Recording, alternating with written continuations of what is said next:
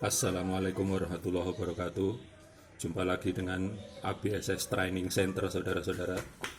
Pada kesempatan kali ini, pada video yang kelima, ini menjelaskan setelah kita jelaskan dulu kasusnya Myosul GT ini.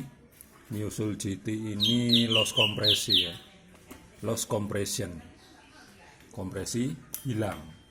Memang gejala awal 2 minggu sebelum terjadi loss kompresi ada gejala mesin kehabisan oli, overheating, saat panas tiba-tiba mati, itu gejala normal semua.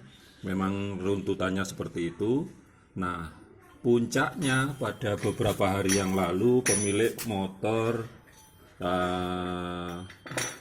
mendorong motor ini ke tempat kita dan minta tolong untuk dihidupkan. Nah, proses pemeriksaan kita adalah dengan pemeriksaan pengapian, bahan bakar, kompresi, gitu-gitulah standar ya. Nah, di antara ketiga komponen itu, bahan bakar bagus, pengapian bagus, busi baru. Nah, yang satu kompresinya lemah sekali. Setelah ditanya-tanya ternyata kasusnya seperti itu, pernah kehabisan oli. Dan saat kita sudah bongkar ini kemarin juga di video yang kedua, ketiga itu olinya cuman sedikit sekali ya. Olinya memang tidak memenuhi syarat untuk melumasi mesin. Oli yang kita tuang itu sedikit sekali, kita tampung di tempat penampungan seperti video yang ketiga kemarin.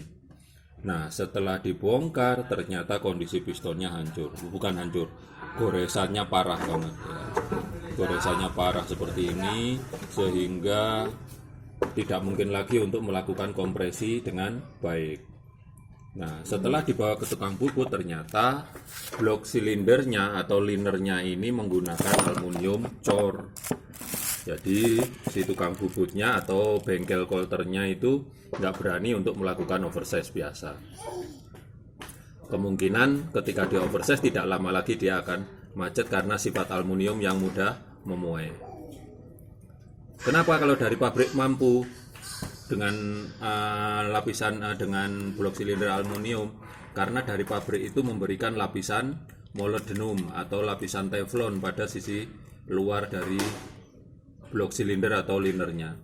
Jadi yang bergesekan dengan piston itu bukan aluminiumnya tapi teflonnya. Begitu terjadi kerusakan maka tidak bisa di-oversize. Alternatifnya adalah dengan mengganti boring atau lapisan dalam dari blok silinder dengan baja agar mudah di-oversize. Nah, setelah kasus itu perbaikan selesai, kemudian blok silindernya di-shock. Ini ada anunya ya, ada kelihatan ini bekas shocknya ini. Setelah di-shock ini kemudian dipasanglah piston ukuran standar. Kembali ke ukuran standar. Yang tadinya oversize 50 kayaknya. Nah, apa saja yang kita dapatkan saat membeli piston kit? Nah, ini ada ring piston. Kebetulan mereknya Anda sudah tahu, tidak perlu saya sebut. Ada pen piston dan klip pengunci. Nah, pistonnya sendiri tipe seperti ini ya. Nah, bukan yang bulat penuh gitu. Sisi belakangnya cuma sedikit gini. Karena untuk yang Mio lama itu pistonnya lebih panjang, beda ya. Ini untuk yang Mio 125 atau Sul GT sama. Ini yang piston lamanya. Nah, goresannya seperti ini, separah ini. Sampai ring piston pun nggak bisa gerak ini sudah. Nah, jepit di sini. Seperti itu penjelasannya.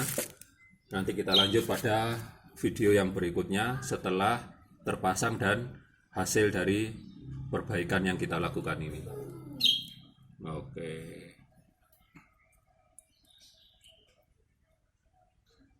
Demikian yang dapat saya sampaikan, mudah-mudahan bermanfaat. Jika ada yang kurang jelas bisa ditanyakan di kolom komentar. Kemudian like, komen, dan share ya akun kita agar kita terus bisa update perkembangan dari otomotif roda 2 ini. Bisa saling belajar. Meskipun sedikit-sedikit kita akan tetap menyampaikan apa yang kita ketahui berdasarkan real kondisi di bengkel. Jadi yang belajar di kursus mekanik ABSS ini nanti tidak hanya bongkar pasang mesin yang mati, jadi kondisi mesin hidup. Begitu dibongkar, dipahami, kemudian dipasang lagi seperti mana motor itu mau dihidupkan. Jadi prosesnya seperti itu. Jadi ketika nanti selesai bongkar itu tahu, oh ini ternyata kerusakannya di bagian ini, ternyata kesalahan pasangnya di sini, itu ketahuan saat mesin hidup.